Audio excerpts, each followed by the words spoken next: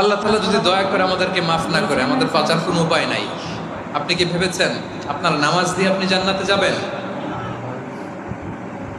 আপনি তাহাজ্জুদ গুজার, সেজদা দিতে দিতে কপালে দাগ ফেলেছেন, এটা আপনারা জান্নাতে নেবে না। আপনি এলাকার সবচেয়ে বড় হাতেম তাই দানশীল, এই দানের ভরসায় বসে আছেন। কশিন কালো ভাত, আমাদের নামাজ, আমাদের রোজা, আমাদের ইবাদত, এগুলোকে মিজানের পাল্লায় উঠালে কোনো ওজনই হবে না।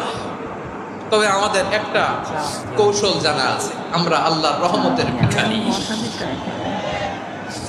আমরা সেদিন আগেই গুনার স্বীকৃতি দিয়ে দেব।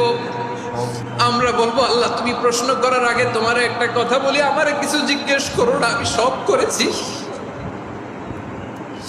এমন কোন পাপ নাই যে পাপ আমারে দিয়ে হয় নাই। তোমার রহমত দিয়ে তুমি জান্নাতে পাঠাবা, তোমার দয়ায় জান্নাত